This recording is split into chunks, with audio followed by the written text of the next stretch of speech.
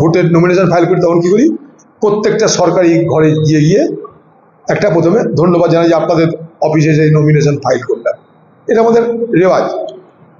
তো একটা মহিলা সে এসে বলে, দাদা আপনাকে আমি রেসপেক্ট করি, একটা প্রণাম করতে পারি?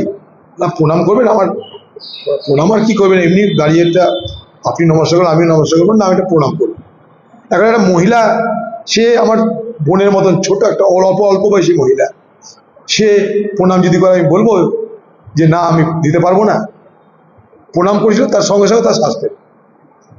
কি করব? কি চলছে বাংলায়?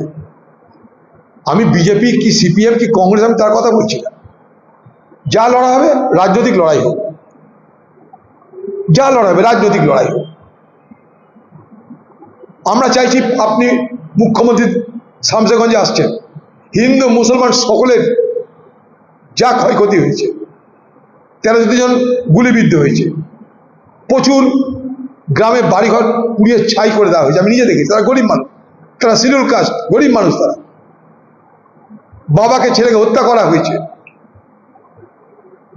ক্ষতিপূরণ দিন, তাদের পুনরায় রোজগারের ব্যবস্থা করুন, আর এলাকায় শান্তি ফিরে আনার জন্য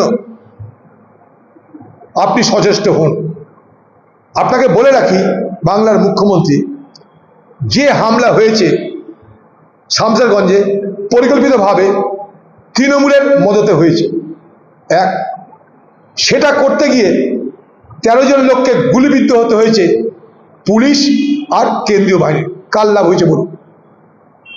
তৃণমূলের তত্ত্বাবধানে হামলা হলো, প্রত্যেকটা হামলার পিছনে তদন্ত হোক, দেখবেন তৃণমূলের স্থানীয় নেতারা, স্থানীয় কর্মীরা জড়িত জড়িত জড়িত। তাদের অপরাধের জন্য 13টা লোককে গুলি খেতে হলো, একজন মারা গেল, একই কারণ।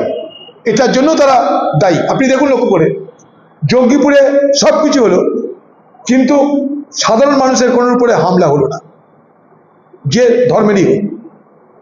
সুতিতে হলো, সাধারণ মানুষের উপর হামলা হলো না, কিন্তু শামসেরগঞ্জে হলো সাধারণ মানুষের উপর হামলা। যারা না ওয়াকফ বোঝে, না ওয়াকফ কি জানে, না ওয়াকফ কি তাদের জানার দরকার আছে। ওয়াকফ না খায়, না মাথায় দেয়, না ভাজে, কেউ কিছু জানে না। যারা আক্রমণ করেছে তারাও জানে না, যারা আক্রান্ত তারাও জানে না। খামোখাটা তৈরি করা, এই তৈরিটা এমনি এমনি হয় না। তৈরি করার পিছনে সুপরিকল্পিত একটা ব্যবস্থা থাকে। শামসেরগঞ্জে ফারাক্কায় গত লোকসভা নির্বাচনে কংগ্রেস জিতলেও, তাই নতুন করে সেখানটায় বিভাজনের রাজনীতিটাকে তীব্র করতে হবে। না হলে 1 কিলোমিটার এলাকার মধ্যে 4টে